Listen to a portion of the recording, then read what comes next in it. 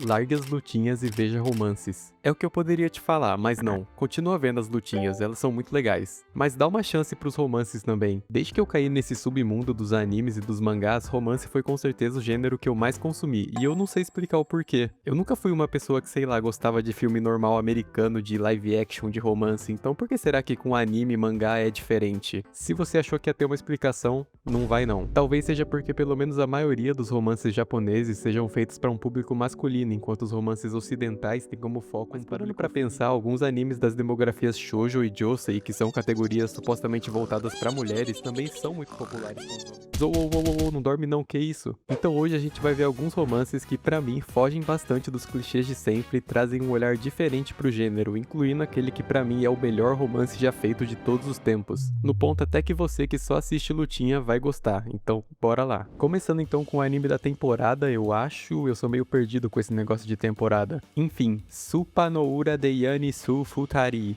Gastei o japonês agora, hein? Ou fumando atrás do mercado com você. O Sasaki é o típico homem assalariado depressivo médio. Ele trabalha demais e recebe de menos. Tem um chefe chato e só tem tempo pra fumar e dormir. O único momento de alegria na vida dele é quando ele passa no mercado e encontra Yamada, uma moça muito gentil e sorridente que trabalha no mercado, que parece devolver um pouco dos prazeres da vida pra ele. Num dia péssimo de trabalho, o Sasaki acaba chegando um pouco mais tarde que o normal no mercado e não encontra Yamada, que já terminou o expediente. Então ele faz o que qualquer um faria depois de ter uma decepção desse nível. Vai atrás de câncer de pulmão. E fumar na rua é proibido no Japão, então ele vai procurar um lugar pra se esconder. Indo parar atrás do mercado, ele tem uma surpresa que vai mudar a vida dele pra sempre. Ele encontra uma gótica descolada e, nossa, descolada é muito palavra de velho, desculpa, que se apresenta como Tayama. Ela fala que já viu ele muitas vezes no mercado, na fila do caixa da Yamada. E bom, obviamente você deve ter percebido que a Tayama é a Yamada, só que no modo real dela, sem a fachada que ela usa no mercado. Mas lógico que o Sasaki não percebe isso, então a Tayama acha muito engraçado como ele endeusa e elogia a Yamada. Ela adora provocar o Sasaki com isso e também faz vários comentários mais sarcásticos com ele. E aqui a gente já tem algo que diferencia esse anime da maioria dos outros romances. Os personagens são adultos que trabalham e não adolescentes na escola. Um problema do gênero Slice of Life, que é esse que acompanha o dia a dia dos personagens, é que às vezes ele é muito difícil de se identificar para quem já é um senhor de idade igual eu. Então quando a gente tem dois adultos como casal principal, acaba sendo uma história mais crível e menos exagerada para quem já é mais velho, porque o Sasaki e a Tayama conversam sobre temas mais maduros como solidão, as relações de trabalho e reflexões sobre a vida adulta. E a relação deles vai progredindo aos poucos, devagar, talvez até um pouco devagar demais, mas fazer o que? A gente gosta assim. Outro ponto positivo é que a música da ending é Night Dancer do Imase.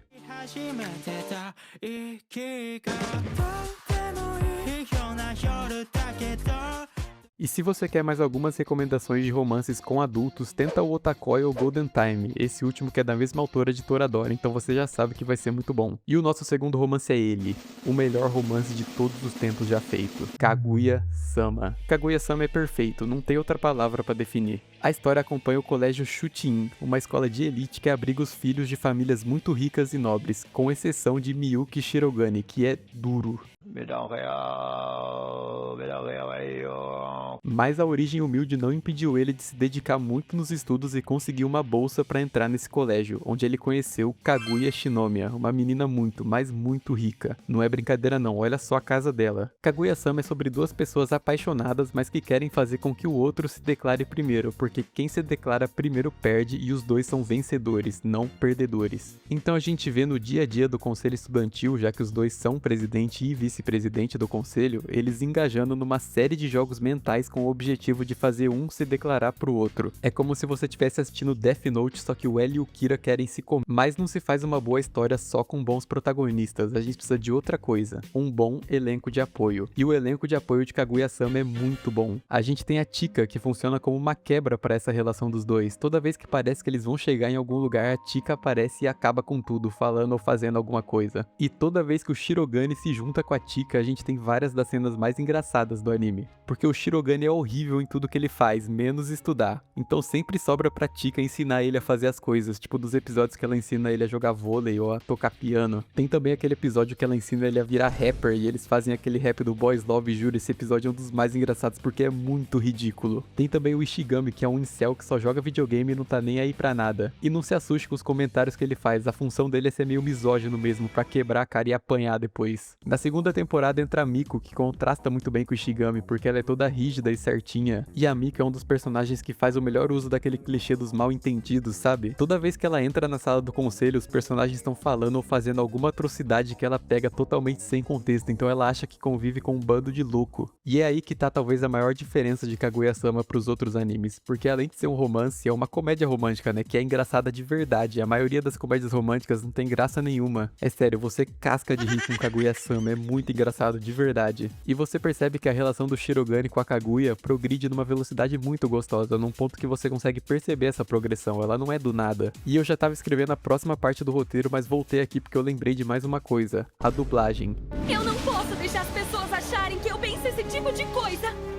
Uma dama jamais deveria fazer uma coisa tão inapropriada como pedir o contato de um colega do sexo oposto. Se você gosta de anime dublado, vale muito a pena assistir Kaguya-sama, porque a dublagem é muito boa. Eles conseguiram preservar o sentido da maioria das piadas e os dubladores em si também são muito bons. E pra quem ainda não assistiu ou não conhece, Kaguya-sama tem um narrador que fica fazendo uns comentários nas situações que acontecem. E ele tem um vozeirão no original, e o narrador da dublagem também ficou muito bom, que é difícil de conseguir. Não ficou melhor, mas chegou perto. E pra quem quiser uma recomendação, o Marcelo, que tem um canal onde ele assiste filmes e animes, tá com uma série assistindo Kaguya-sama dublado. Então se você quiser, eu recomendo ir lá dar uma olhada, porque tá bem legal. Então se você ainda não viu Kaguya-sama, por favor assiste, você não vai se arrepender. Por último, eu quero falar sobre aquele que também é um dos melhores da temporada, The Ramparts of Ice. Esse é outro anime de romance escolar, mas com uma diferença, ele tem uma protagonista feminina. A história acompanha a Koyuki, uma menina muito introvertida e isolada dos outros colegas, tirando a amiga dela, a Miki. Ela é assim por causa de algumas experiências ruins no ensino fundamental, então ela prefere manter a distância das outras pessoas para evitar ser machucada de novo. E essa barreira que ela colocou faz com que ela seja conhecida como a Rainha de Gelo pelos colegas. Mas tudo muda quando ela conhece uma pessoa, o Minato,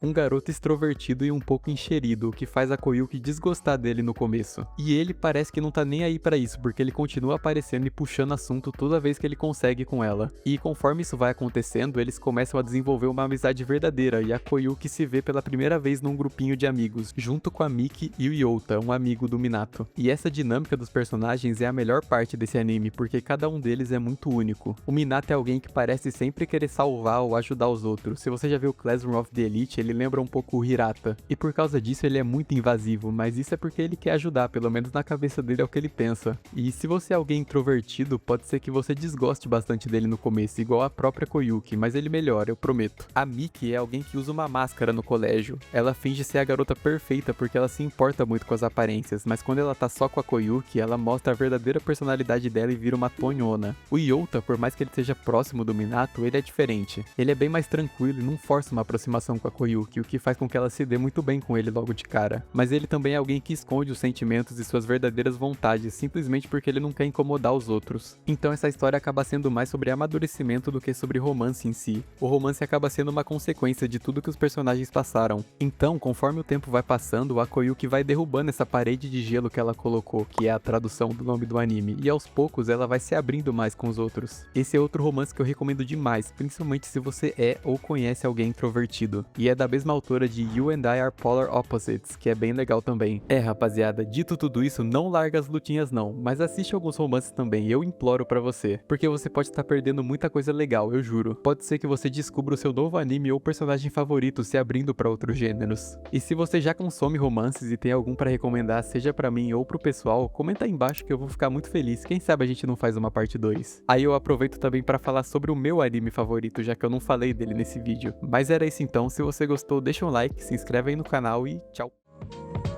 Morrer e viver de amor é o que nos dá motivo pra lutar.